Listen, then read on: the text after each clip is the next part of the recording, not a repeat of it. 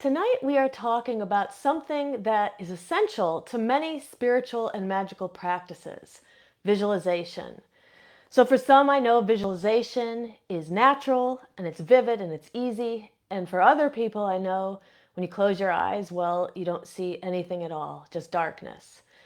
So tonight, I'm going to be sharing with you a few techniques that you can use to help you strengthen your visualization muscles, even if you can't see anything at all when you close your eyes. So whether you are a seasoned witch who's great at visualization and just looking for some new techniques, or you are somebody who is just starting out your work with your inner vision, there's going to be something for everyone in tonight's episode. So merry meet, I'm Aislin, this is Ask Aislin, and tonight we are here talking about visualization techniques for witches. So welcome, and if you are joining us live, as always, we have a Q&A at the end. So you can leave questions and comments in the chat, and I will answer all the questions at the end. And of course, say hi in the chat. Let us know that you are here with us live. And also, just wanted to mention that you can also leave a heart or a thumbs up somewhere in the video, and that'll just help us get this out to the feed of more people. So I see Nancy's in the chat. Merry meet, Nancy. Merry meet to all those who are joining us live and all those who will be joining us in replay eventually. So let us start by talking a little bit about what is visualization. I do encourage you as you watch this to kind of think about where are you at with your own visualization. Do you feel that you are a good visualizer or do you struggle with it? Well, we're going to be talking about visualization as a spectrum. It's not that you're just either good or you're bad at it. It's that people find a wide variety of ways that they visualize, and sometimes opening up other senses can also help us. So we'll be talking about all of that tonight, but I wanted to just share a little bit about why I think this topic is important. And so I've been guiding people in guided meditations for the better part of the last 2 decades. Honestly, in my probably early 30s, early 20s, it was kind of discovered that my voice was pretty good at leading people in meditation. So I was often the one chosen to lead people in guided meditations. And then as I became a high priestess of my own coven and my own tradition, I really strengthened that skill. I took a class, or I read a book and took a class with Christopher Penczak. He's an incredible person at leading people in guided meditation. So if you've never had a chance to go to a ritual with him and you ever have that chance, I highly recommend it. He's fantastic in guiding people. But I picked up a lot of what I know from watching him. And and over the years, so many people who I have guided in guided meditation have come to me. I wouldn't say many, but a handful of people every time will kind of come to me and say something along the lines of, I have trouble visualizing, and they want to know what they can do. And so usually the first thing that I will tell people is that you need to really figure out what visualization means. And sometimes it has to do with managing your expectations of what visualization looks like. So not everybody who closes their eyes sees things in this crystal clear movie-like kind of way. And the sooner that we can release that expectation, the sooner that you can move along with actually strengthening your form of visualization. So for me, seeing through the mind's eye is quite a bit different than seeing through the physical eyes. These are two different things, and they're going to be two different things for most people. So for me, I really feel like when I close my eyes, like if I just closed my eyes, I'm not seeing some crystal clear movie behind my eyes. I'm seeing kind of the darkness that sometimes people will say when they don't see anything at all. But behind my physical eyes, I can see something happening. So I can change those things through guided meditation or just visualize an ice cream cone or something like that. So I can see that physical darkness with my eyes with my physical eyes when they are closed, but yet I'm still visualizing something behind it. So for everybody, in a lot of ways, this can be a subjective thing. What feels like no visualization to someone may actually be visualization to somebody else. So you really do need to consider how you visualize, and that's why I'm starting this episode by really asking you to think about what is visualization like for you. And so leave that in the chat. I see a few others are joining us. Tracy's here, and Rebecca and Amy. Mary, meet everybody. Um, but as I was saying, I bring this all up here in the beginning because I think that some people who say that they struggle with visualization, while that is their experience and they actually are struggling with it, they're probably visualizing better than they think they are if we can expand our mind as to what visualization really is. And manage our expectations of what the experience is going to be like, and kind of release it and let go of that. But even after realizing that maybe you are visualizing in some way, there are still people who find that they struggle with visualizing anything at all, or maybe it's gray or it's fuzzy, things like that. So it's important for us to remember that it's okay. Visualization is it's not the only skill that you have, right? And it doesn't have to be your strongest skill. So many witches who identify as being empaths, for example, they tend to have a better sense of feeling than they do of visual sight. So, turning on that inside of guided meditations can greatly help somebody who's more of a feeler than a seer. And along the same lines, somebody who hears, maybe their sense of hearing is much stronger than their sense of seeing, maybe even in the physical world. And so turning on the sense of hearing inside of guided meditations or visualizations can actually help them strengthen their visualization too.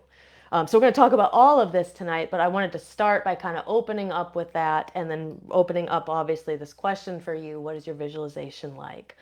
So what is visualization? So visualization can look different for everyone, just like I said. At its most basic level, it's creating mental imagery within the mind, using the mind's eye. That might be another way we would refer to it. On a very mundane level, creative visualization can be used to help us rehearse difficult tasks. Visualizing positive outcomes. For example, a positive outcome of a surgery. If you're worried about surgery and seeing the surgery being successful, many people have done that the night before or several nights before leading up to a surgery, and really do feel that it helped them with a successful outcome. People have used these techniques in sports, or music recitals, or places where you have to perform in some way, and like seeing that positive outcome, being able to see all aspects of it, can actually change the way that we perform that in the physical world. So you can see here that there's a very narrow, thin, probably absent line between mundane and magical. Like what we're describing here, many people who are not witches or magical practitioners are not going to consider that magical, but for us, we're manifesting an outcome, right? We're manifesting successful surgery. We're manifesting performance that is great, right? And so these visualization techniques may be used by the muggles, but also can be used by us, right? But in a magical practice, though, when we're really focused on our magic, we might use visualization to help us raise energy. So there's a lot of different techniques for raising energy. So I always teach a technique of if you followed me for a while, I love rubbing my hands together. I love scraping the nail beds together. But there are visualization techniques that we can use.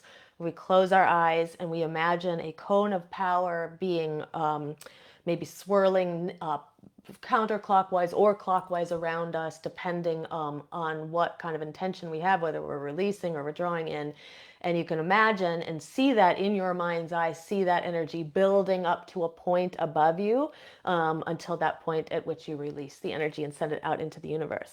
So you can use visualization for that. You can use visualization for manifestation. So similarly to like what I was describing before, seeing the successful outcomes of surgery or a sporting event or something like that, seeing what you're wishing to manifest. So I have a teacher who she says you should spend a few moments every night before you go to bed, and you should visualize your goal, your dream. And what you do is you set the stage for, first of all, potentially having things happen while you're unconscious surrounding that intention, because as soon as you go to sleep, you release all of the limiting beliefs, right? They all get released once we're asleep, once we're unconscious, because those are all conscious processes. And we may have a better ability to manifest if we can visualize that thing before we go to sleep every single night. Another way that you can use visualization in magical practice is for protection. So you can imagine, you can visualize some kind of a force field being built around you, maybe circling around you if you're trying to protect your own physical body. Or you can imagine that force field surrounding your house. I do that a lot. Or there was a time a couple of years ago, some people knew the story of when I quit my job, and the former person that I worked for, she was threatening to sue me and all kinds of things. And so I was doing a lot of protection magic at that time. And I would visualize like a force field on that side, that kind of part of my house that faced like where her direction was, and that none of her energy could pass through it.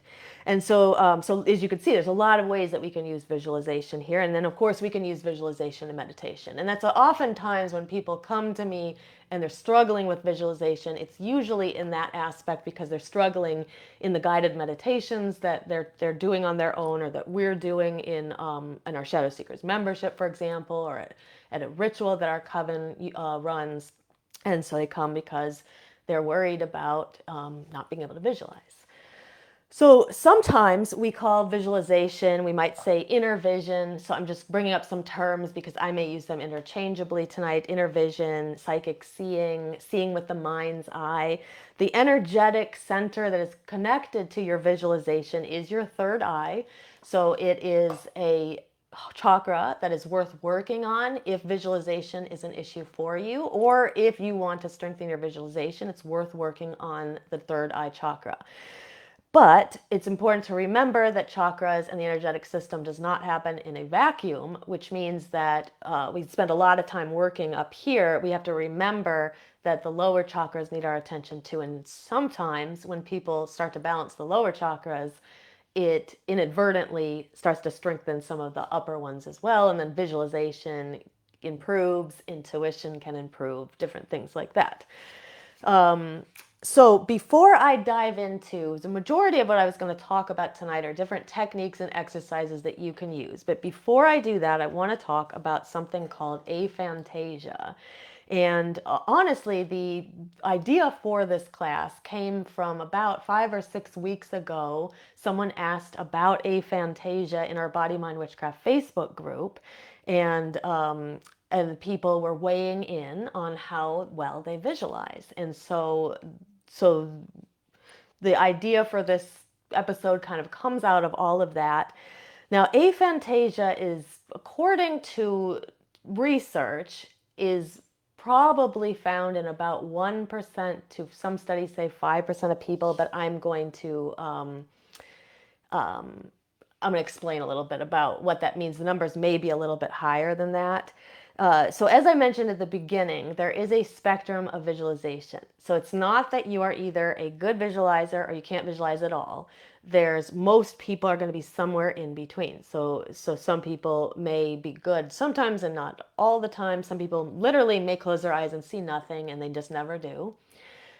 Some people, it may be, maybe sometimes it's good, sometimes it's fuzzy. Sometimes it can look like you're looking through like a glass that is not clear, something like that. Anyone who has no visualization at all is defined as aphantasia. I guess it would be aphantasic. Aphantasic, I think. The noun is of having aphantasia.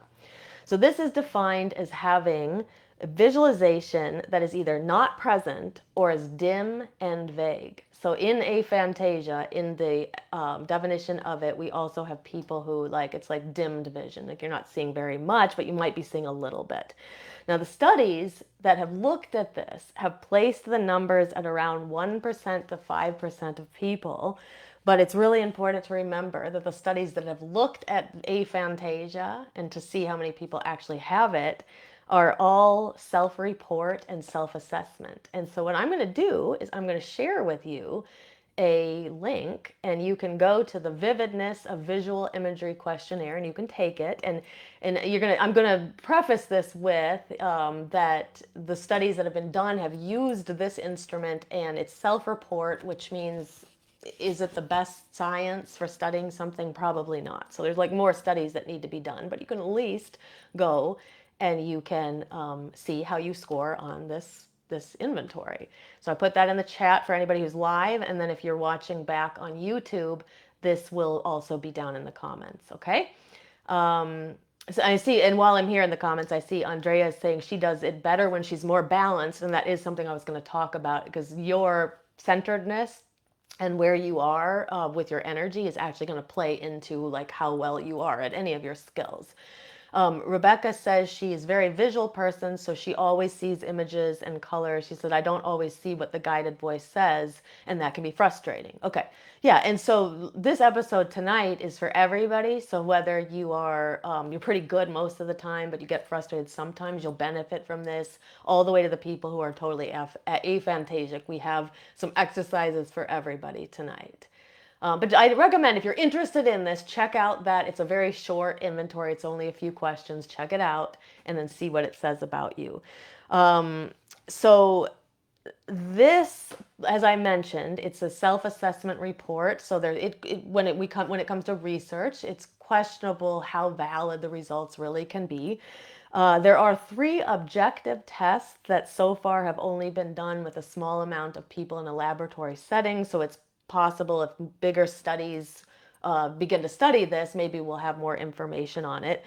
True aphantasia is probably on the lower end, probably the one more closer to the 1% of the population have the true aphantasia, which means absolutely nothing, no visualization whatsoever, whereas probably 4 to 5% of people, it's more that vague, dim. There might be movement, there might be some colors, there might be some dull imagery, but it's just not the crystal clear stuff, like imagery that they would like. So I also wanted to tell you that I suspect the numbers could be a little bit higher. Maybe not with the true aphantasia, but I think that the proportion of people who struggle with visualization is probably higher than we think. And some of this all like started when I was working at a place called Lindenwood Bell right out of college. I started working there, and it's a learning center for kids who have dyslexia mostly. And we would work with kids who had like phonemic awareness issues, which is they're having trouble distinguishing the difference between phonemes or the sounds in language. But we would also see students who had a comprehension problem. And what Lindenwood Bell believes in their way that they treat students, and they call them client patients, I think, even there sometimes. But anyway, the way that they treat their students is they feel that when a student is having trouble comprehending, it's because they have a visualization problem. And so what we would do is later I'll tell you a little bit about the actual things that we would do with the students to try to improve that. But while I was doing some of these techniques with the students, I saw aphantasia in numbers that were much greater than 5% among my students. Now, granted, my students were all students who had dyslexia, and many of them had comprehension issues, but I was seeing these numbers in much greater than 5%. So where does this all leave us? Well, it mostly leaves us with the fact that it's prevalent in the population. There's people who struggle with visualization, and in a community like ours, where we have witches and empaths and people, spiritual and magical practitioners, visualization is an important skill. So it's something that the people are always going to guided meditations. You're being asked to meditate, right? And you might be asked in spell work to visualize something. You see it over and over and over again, and so it can be frustrating. Like Rebecca said, like sometimes you close your eyes, you see nothing. It's frustrating. And so with our communities especially, I think it's an important topic. And so I'm glad we're talking about it, and I'm glad that we have some exercises I can share. And I hope that you try some of these and see how they go. Now, it's also important to remember that visualization does not have to be your strongest sense. So it is important to understand what your strongest sense is. So for empaths, that might be feeling. They might be better feelers than seers. I said this earlier. For musicians, it could be sound. So it's really important for you to also think about that when it comes to you. What is your strongest sense? It's important to open up all of your senses when you're, especially if you're doing guided meditations, like I was explaining before. That's oftentimes when people come to me and they're struggling. It's because we're doing a guided meditation and they're not seeing anything.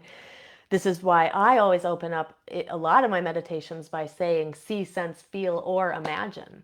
And sometimes it can be it can just be listening to the guide's voice and just thinking the thoughts, especially if you're somebody who is, let's say, for example, claircognizant, where you're somebody who just has thoughts come into your head, and that's the way your intuition works.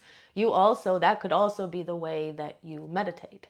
So it's just important to remember it doesn't have to be one size fits all. I know that most of the guided meditations out there, they're more geared towards the sense of visualization. But if you can try to bring in what I'm saying now, see, sense, feel, or imagine, and you approach those guided meditations that way, even if the instructor or the guider or the guide is telling you to visualize, open up, see, sense, feel, or imagine. Okay, so thinking, feeling, sensing, and that's still going to be visualization. You're still going to get something out of that meditation. But there are other things that we can do to strengthen these skills, and these are the exercises we're going to talk about tonight. Okay, so these exercises are great for people who are already good visualizers, who want to become better visualizers. And they're also great for people who don't visualize at all. And then at the very end, I'm going to share a couple of exercises that are really geared to the real true aphantasic people, or the people like who say they get frustrated with visualization. I'm going to offer a few extra exercises for those people, okay? Okay, so the first exercise we're going to talk about is called the candle flame exercise. So the candle flame exercise is really, to me, it's like an extension of candle gazing. So if you're already doing candle gazing, you can add this into your candle gazing practice. So in candle gazing, for those who don't know, you put a candle on a table, typically close to your eye's height, and you stare at the flame for as long as you can. And then at times you'll have to close your eyes and rest your eyes, and you open them back up. And the idea behind candle gazing at the basic level is it's a form of meditation. It's good for some people who don't meditate in the traditional way. They find this is very helpful, helps to stimulate the third eye. But you're mostly using it as some kind of a meditative technique. Here, we're actually going to add something onto it. We're going to make it into a visualization exercise. So what you will do is you will candle gaze for 1 to 2 minutes. So I would recommend, if you're new to it, I would start out with just the 1 minute, and you will stare at the candle flame for 1 minute. Okay, then what you're going to do is you're going to close your eyes, and you're only going to close them. Well, I guess you can close them for as long as you want on this particular exercise. Some of the exercises suggest you only close for small amounts of time, and it's usually when you're more aphantasic. So if you're really struggling with visualization, maybe you only close for 5 seconds. But when you close your eyes at this point, you are going to try to see in your mind's eye that candle flame and focus on something about it. So you're going to focus on its shape. You could focus on its flicker. You could focus on its color, any quality of that candle flame. And this exercise will stimulate your third eye, because candle gazing, Tritaka meditation just stimulates your third eye in general, which is going to help you eventually with visualization in general. But the flame also creates an after image. So when you're staring at the flame and then you close your eyes, you're going to see the flame in your mind's eye. And it's just a reaction, right, of the eyes being open and staring at light and then closing. But from there, visualization can take over. So I think this is a really great exercise to try, because you start with the after image, and then once the after image is over, you are eventually training your mind's eye to create that image there afterwards. So I really like this exercise a lot for many reasons. So I would definitely try it. If you're somebody who's already candle gazing, just add it in. And I do it like several rounds of it where you just stare for the candle flame for a minute or two, close the eyes, try to focus on something about it, hold the after image in your mind's eye as long as you can, and then afterwards, as the after image begins to fade, see if you can continue to construct that visual image and see if that works for you. Okay. So a second exercise is called color breathing, and I really like this exercise in particular for empaths. This one's a really good one for people who kind of feel energy. This can be a good one.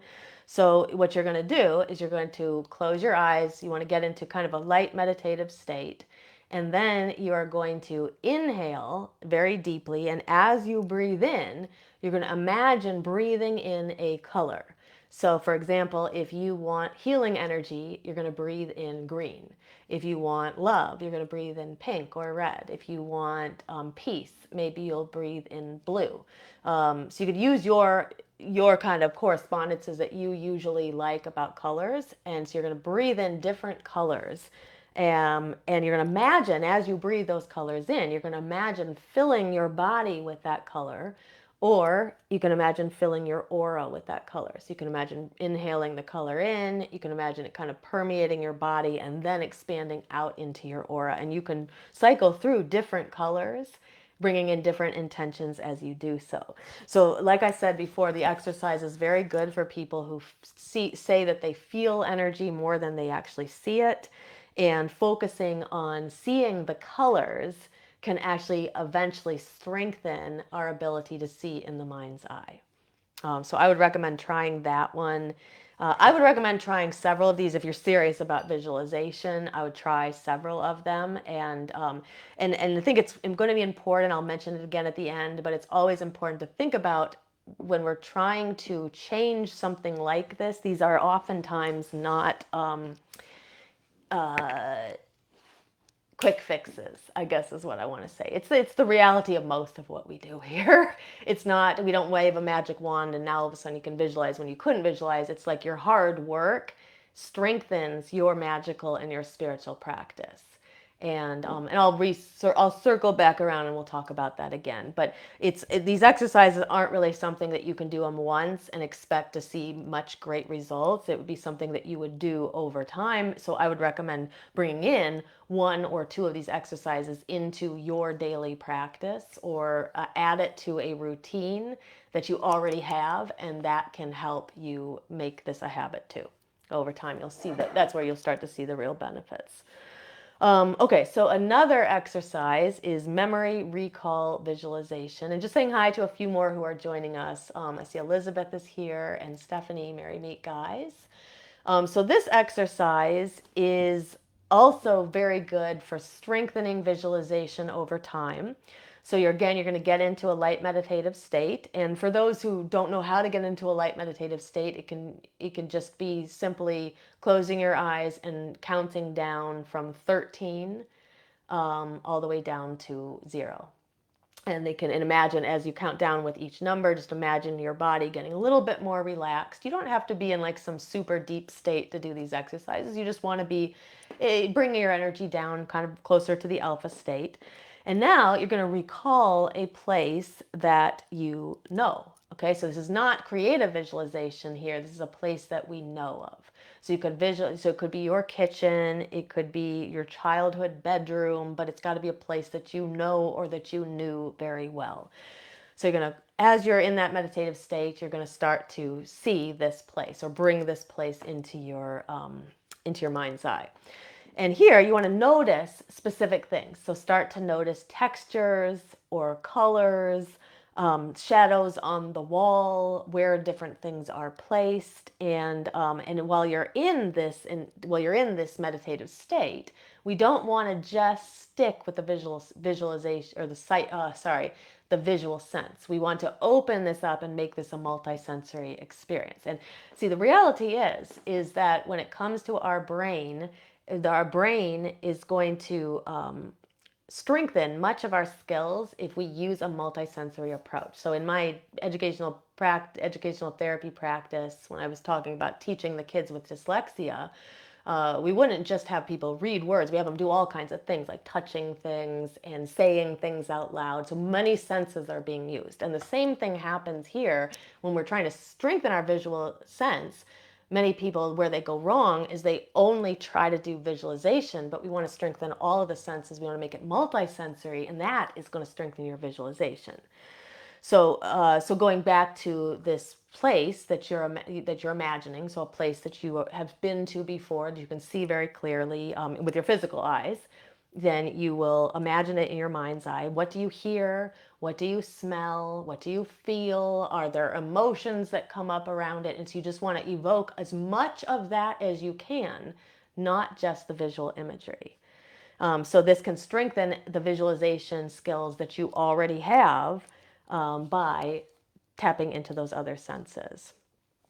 And also, because you are recalling a visual memory of something that you already possess, that it can make it easier than you trying to do creative visualization. So when you go into these guided meditations, a lot of times, imagine yourself in the forest, and a fawn comes up to you, and then there's a water, and so if you're already having trouble with visualization, that can just be almost impossible.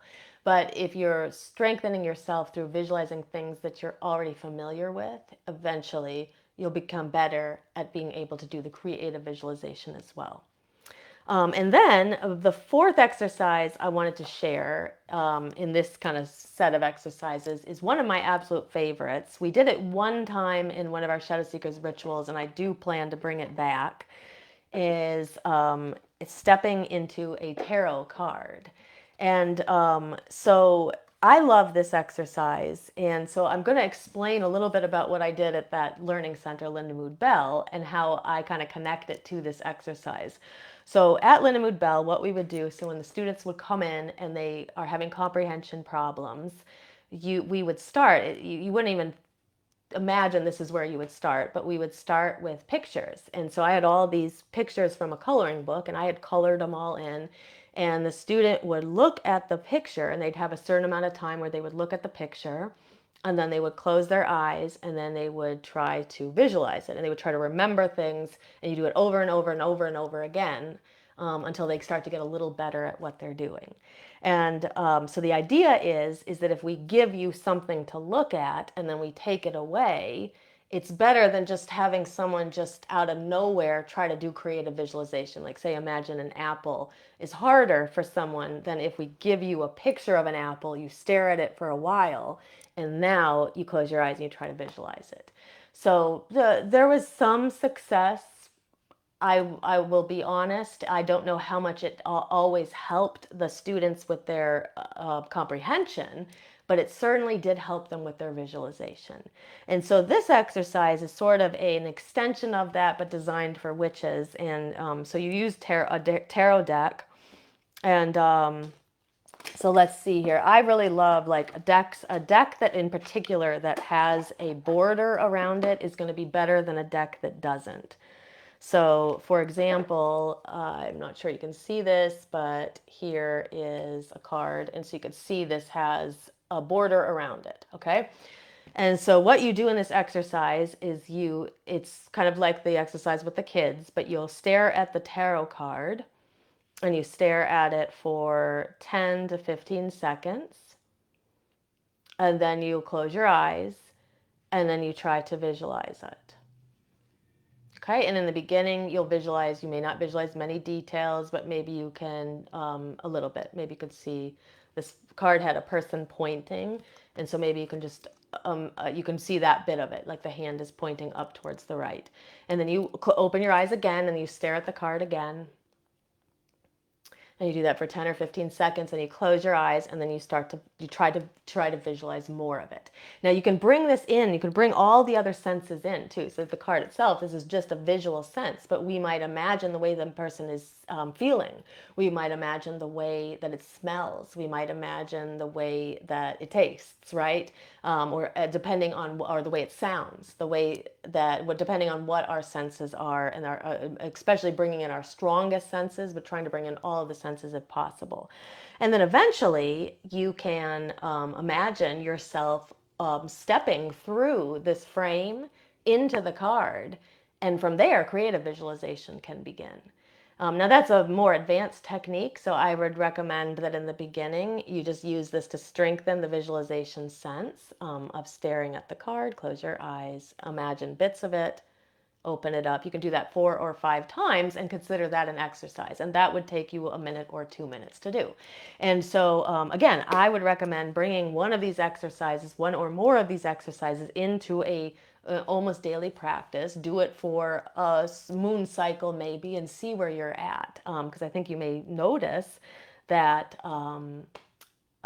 you are going to strengthen something in your visualization over that course of that month. But then we have this question of, what happens even if you try the exercises? What do we do about the people who say when they close their eyes they see nothing, and they struggle to see anything at all?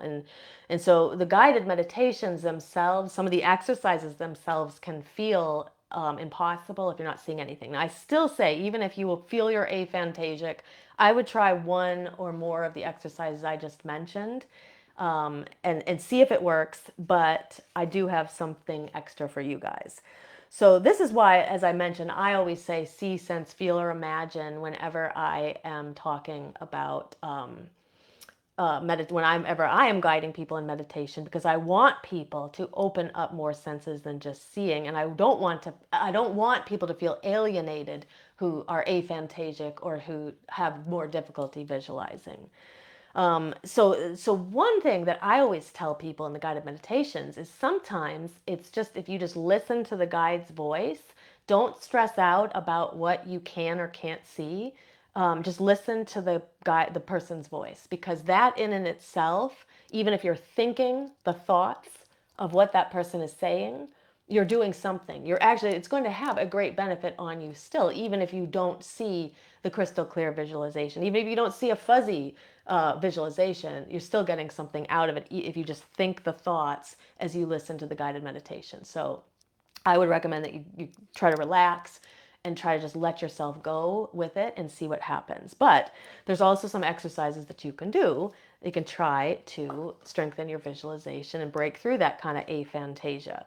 Now, the focus of these exercises is more a focus on building the building blocks of mental imagery through using some of our other senses, through using imagination, through using association, but not necessarily the seeing per se that we have in the other 4 exercises, which are really asking us to visualize something here. So the first one is called mental training with your eyes. And by the way, anybody can do these. So even if you're not aphantasic and you're just trying to build your visualization, you can still do these exercises too. But these ones are especially geared towards people who would become frustrated when they can't visualize in the other 4 exercises. So what you're going to do here with mental training with your eyes is, it's kind of along the lines of the tarot card, stepping through the tarot card, but there's less going on. Like, the card can be very involved.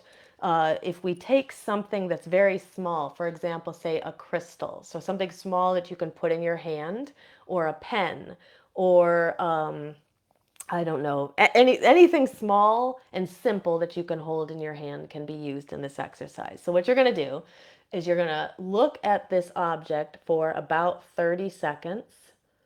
And I would just release all of the stress around it. Like, there's no specific outcome we're looking for. You're just looking at the object for about 30 seconds. And then in this case, you're going to close your eyes for just 5 seconds. So especially if you are aphantasic, you don't want to close your eyes for too long because you don't want to struggle and get frustrated in that darkness. So you would just close your eyes for about 5 seconds and you would focus on one thing about the object. So you would try to recall the shape, perhaps the direction of the shadow that's cast on it. You could try to recall the color, one little spot that was in it, but you don't want to focus on the whole entire thing. You just want to recall one little thing or one little aspect of it. And then you'll open your eyes and then you look at the object again for about 30 seconds. And then you close your eyes and now you're going to try to focus on something different. So before you focus like on this, let's say I focused on the tip of the crystal. Now maybe I want to focus on like these planes, like the shape here is like a rectangle. So through noticing the different details one at a time, you can eventually bridge this into more mental seeing. Again, it's not an exercise. You cannot do this exercise one time and expect to see much of any improvement. But if you do this over and over, if you add this to a daily practice or an almost daily practice, and you make this part of what you're doing, these exercises are designed to help you eventually sort of bridge that gap and get to more mental imagery. This exercise also works because you build your mental imagery muscle without the pressure of having to create the full image, which is what we have when we're looking at that card. There's all this pressure to see this full thing. Here, it's literally, we're just trying to see the tip. We're trying to see, the side. We're just trying to see little small aspects of the object one at a time. Okay. And I'm just going to pause and look at the chat just for a moment, and then I got a couple more exercises to talk about. So Cindy was saying she loves candle gazing. She said she's had many experiences. She's seen her ancestors as well as her horned god. She said when I'm able to completely let go, I always have positive responses. And again, that's an important thing that Cindy's saying, and who said it before? Andreas had said before about being more balanced. So it is really like if there's a lot of tumultuous stuff going on, if you're really stressed out, it's going to be harder for you to visualize. It's going to be harder for you to do anything in your magical practice. So again, like when you're able to just let go and relax and let go of the outcomes, that's why it's really important to just like with this exercise to not worry about having to see the whole thing. Just see a part of it, let go, relax, and you'll get more out of it. Let's see. Andrea said, crazy. She's been doing this with her tarot cards, visualize what it looks like and how it makes her feel and what the details mean to her. Yeah. And you're already doing a visualization exercise through that. Stephanie said she's good with visualization, but she's having issues with connecting. She said, when I set the intention to connect to spirit, I don't always see or hear anything. Maybe I need a mentor. And then she said, maybe that's what I need to do is to relax a little bit more. Cindy said relaxing is the key. Yeah, relaxing is very much the key. Having a mentor can also help. Sometimes if you get stuck and you're really starting to feel frustrated and you've been trying things on your own a lot. So I will mention a little bit more at the end about, in the Q&A, about connecting to spirit though, for sure, okay? Okay, so let's go on to a couple more exercises. So the next exercise is called shadow sketching. And so this was also is a kind of nice exercise. It's low stress. I think it's low stress. There's not a lot of pressure to see something or anything like that. So what you do is you close your eyes and you don't worry about if there's just blackness there. And then you're going to draw a shape in the air with your hand. And I would make it a really simple shape. So like a star, or you could draw a spiral or a figure 8 or a square or a heart, but something super, super simple. You're going to draw that with your eyes, with your eyes closed with your finger in the air, okay? And then when you open up your eyes, I should say, as you're drawing it, you really want to tap into the sense of feeling, like what does it feel to draw the shape? So this is a really good exercise, especially for people who feel more than they see. So what does it feel? What does the shape feel like? What does it feel like when you draw the shape? And you're not necessarily seeing it happen, you're feeling it happen. That's what you're really trying to tap into. And now you're going to open your eyes and you're going to draw it on a piece of paper. Okay, and then you're going to, so let's say I drew my star like that, and then I'm going to open my eyes and go to a piece of paper, and then I'm going to draw the star. And you're going to compare the two. What was it like to draw it in the air? How did it feel like to draw it there versus how does it feel like to draw it on the piece of paper? So the exercise shifts us from seeing into feeling, which can help a lot of people who are feelers more than seers. But it also helps us tap into our kinesthetic memory, which again, any of the, like the way that our memory works, memory is so complicated, right? We only have scratched the surface of even understanding how memory works. But when we tap into like kinesthetic memory, we make connections that help us tap into our oral, AURAL memory, like what we've heard in the past, and our visual memory. And so even though we're focusing on the sense of feeling in this exercise, it's still an exercise that will help us eventually with visualization. So again, very good for witches who would consider themselves empaths, or those who feel like stronger at the sense of feeling. So we can try that exercise. And then I think I have one more for you. Yes. So this one is called Describe in Words. So this is also a really good one for people who like words. And so if you're struggling with visualization, but you're good with words, you can try this. And even if you're not good with words, you can try this. So instead of trying to see the object in your mind, you're going to describe it out loud. So let's suppose it was a rose. So instead of like closing my eyes and trying to see the petals and the stem and everything, what I'm doing is I'm going to describe it. So the rose is red and its petals are soft, and I might even bring in other senses, and it smells sweet, but also earthy. And it's sitting in a meadow, and I can start to describe all of these things about it. And the idea behind this is, as I repeat this with other objects, what I'm doing is I'm activating my imagination through words. But as I activate my imagination through language, this can lead to spontaneous visualization or inner seeing over time. So again, the key here is over time. It's not something, none of this is meant to be a quick fix. I think it's important, like I always say about like my own yoga practice. When I came to this yoga practice 20 some years ago, I was not flexible. Even 8 years ago, when I started to train to be a yoga teacher, I was not flexible. And becoming flexible was not an overnight thing at all. It was months and months of dedicated practice to get to where I am, and now consider myself quite flexible. Maybe not as much as I'd like. I still work on it. But the important point here is the things that matter the most, the things that really take the spiritual and the magical practice to the next level, they're usually not overnight things. They're things that take time. So if visualization is important to you, if it's something that you'd like to try, pick an exercise here, pick 2 exercises here, rotate them in and out of your spiritual practice, do it for at least a moon cycle. I think it's going to take time. I would assume, even after a week or 2, you'll start to change. Things start to change when you do something repeatedly, right? A practice repeatedly, something's going to start to change in you. But for the real significant change, we need to do it over time. Now, it's also important for us to remember that you don't just see with your eyes, right? I'll say that over and over and over again. So don't despair if visualization is hard for you. Don't despair about it. You have other senses. You can feel, you can sense, you can hear, you can taste, etc.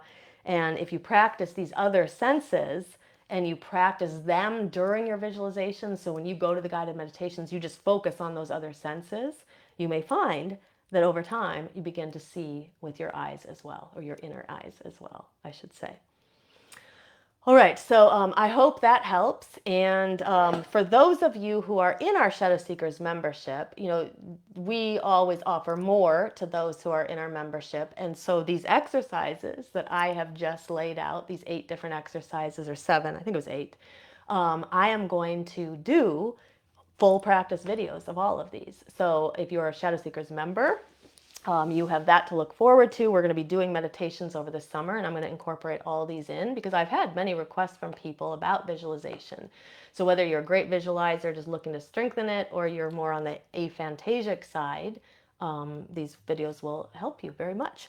But for those who are not in Shadow Seekers, you could still you could replicate the videos without the guidance. But you can also consider joining us in Shadow Seekers as well, where we have a little bit more. We have a little bit more. Make the practice videos for everybody and give a little bit more to the members. Shadow Seekers is currently closed, but if you're listening to this and you feel like you want to join, you can reach out to me, okay? I don't know when we're opening again. We're in the process of changing some things about how we enroll people in the membership. So I don't know when we'll actually be opened again, but you can reach out to me if you're interested in joining us, especially if it's about this. Okay, so I want to open it up for the Q&A now, and so I didn't really have anything left for me. There were no questions left for me this week, but I want to go back to the question that Stephanie was asking about connection, intention to connect to spirit, and not always seeing or hearing anything. So I think that when it comes to connecting, we do have a video on our YouTube channel, which is called Ways to Connect to Spirit. And I can't remember what episode it is. If I can find it, I'll drop it in the chat. So that would be a place to potentially start, is to go and check out that video, see if any of that resonates with you. I think that sometimes when we feel that it's hard to connect, a lot of times it has to do with where we're at. Are we relaxed, or are we not relaxed? And here's actually, this may not be the episode I was looking for, but this one is connecting to spirit guides. So you could check this one out, but you can also peruse all of our other videos. And I know that there's another one called Connecting to Spirit, but at least here's this one. So being able to relax can be a game changer. So you want to look at where the stressors are in your life. And I highly recommend, if you feel like you're kind of stressed out, really putting in a practice to de-stress every day.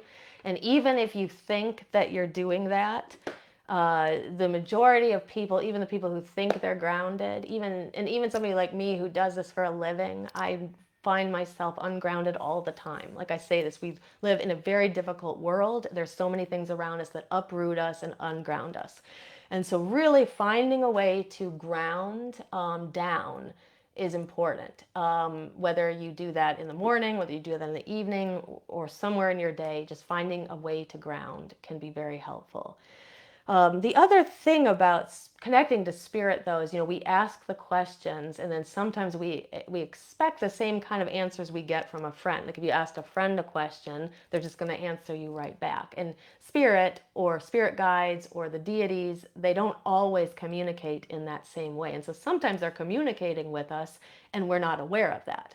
And they can be communicating with us through signs and synchronicities around us, through dreams and daydreams. I personally communicate through the cards. I really like to use the psychic tarot. It's a deck that really resonates with me. It's a kind of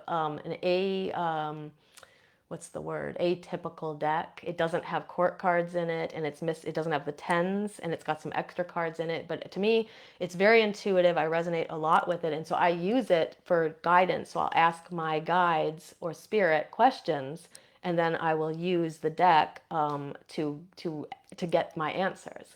So spirit can be talking to us, and sometimes we're not really aware of it if we're not aware that that's a way that spirit can talk, or that spirit can talk to us through songs that we hear in a car that's passing by, or a snippet of a conversation that we overheard that has nothing to do with us, but that one little piece actually helps to answer a question that we had. So we just really have to open ourselves up to the whole experience. I really recommend people go outside, walk around, experience the world, see all the signs around you periodically to really strengthen these muscles. But that can sometimes be what's happening. Spirit it may not be that it's all silent. It's just that we're not opening ourselves up to the places where spirit communicates to us. But again, checking in with your grounding, working through any blockages you have in your chakras.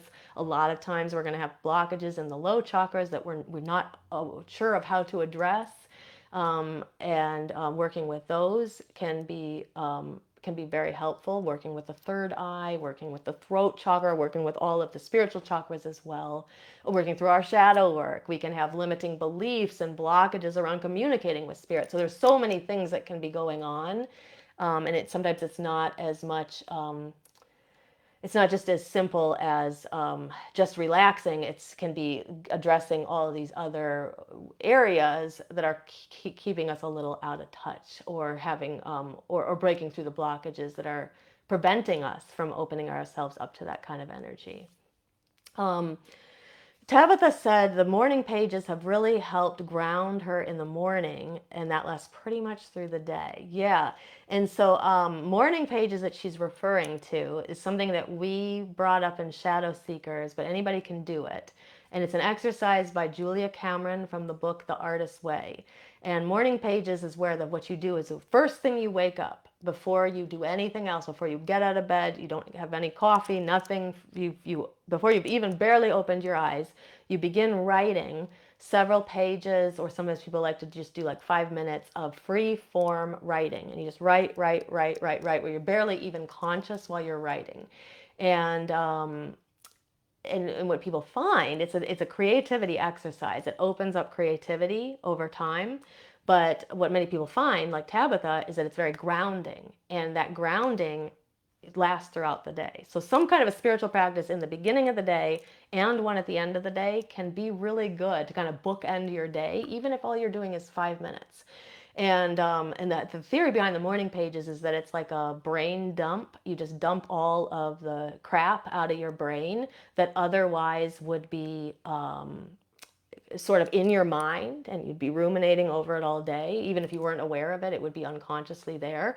And when you dump it all on the page, it frees your mind up for other things. In this case, creativity is why Julia Cameron talks about it. But what people have found, Andrea's saying same thing, she loves doing it. What people have found is when they do it, it's actually a grounding practice too. So it's a spiritual practice, really. And so trying that can also be a way to kind of connect, because you're just dumping out all of the garbage from your brain that might be in the way of you being able to connect to spirit or your guides. So any other questions, put them in the chat, and let me just let you know what's coming up while I wait to see if there's any other questions. So coming up on next week on 6/17, we'll only be a few days away from summer solstice, Litha, in the pagan wheel of the year. And so we're going to do an episode on how to celebrating Litha and summer solstice. So hopefully you will get some ideas for Litha season, which will then last us well into July. And also, our Demystifying Witchcraft course is opening up soon. It's supposed to open up by sometime here in June, but I came up with this idea of I really wanted to do a money magic spell work class workshop kind of thing. And it's going to be a free workshop with a spell. We'll be doing a spell together in the workshop. And I want to do that before I launch the course, and kind of as like a little free gift, to help us launch the course. So that is coming soon. I just have to get all the logistics for it. So it may push us into early July, but the course will be coming very soon. Within the next month, it will be here for sure. The Demystifying Witchcraft course is my signature course on witchcraft, and it teaches you all the things that the foundations, the building blocks of witchcraft, from how to cast a circle, call the corridors, call the deities, to how to write spells. We got science of magic in there. There's lunar timing. All kinds of things are in it. And then the beautiful part about the course is that it's a 13 module course, but I plan to improve it over time. And so if you buy it once, you have it forever, and then you also get everything that I will add to it eventually. So if you're interested in that, that will be coming soon. And let me see if we got any more questions or comments here. So I don't see anything more in the chat, so I'm going to sign off for the night. But I've got a couple of final announcements to let you know. I hope, first of all, I hope that this episode was great for you. I hope it gives you something to think about. I hope you try some of these exercises, especially if you want to strengthen your visualization.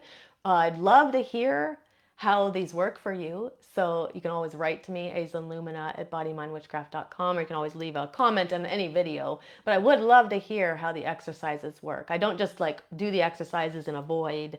I'd love to get the feedback of whether they work or not, and then I know that I can suggest them to more people. So leave a heart or a thumbs up somewhere in the video, and this will help us get it out to the feed of more people. If you are watching back later on our YouTube channel, Body Mind Witchcraft, make sure to subscribe to the channel. And that way you won't miss any future episodes. We've reached over 1,000 subscribers now, which is our first was our first feat to get to monetizing our channel, and now we're working on, I think it's 4,000 video view hours for the year. So watch some videos on there. We got over 100 videos on different topics related to shadow work, energy work, and witchcraft. Check them out, and you'll help contribute to our video view hours. And if you have not signed up for the Witch's Guide to Shadow Work yet, I'm just going to drop another link here for you. You can sign up for that, and that will also put you on our mailing list, and that way you won't miss anything that's coming up. Like, for example, my free money magic workshop. You'll hear all about that, or any rituals we have coming up, or when our Demystifying Witchcraft course opens and our Shadow Seekers membership opens, all of that. All right, and I hope you have a great night. As always, I love spending Tuesdays with you all on these lives. And until next time, blessed be.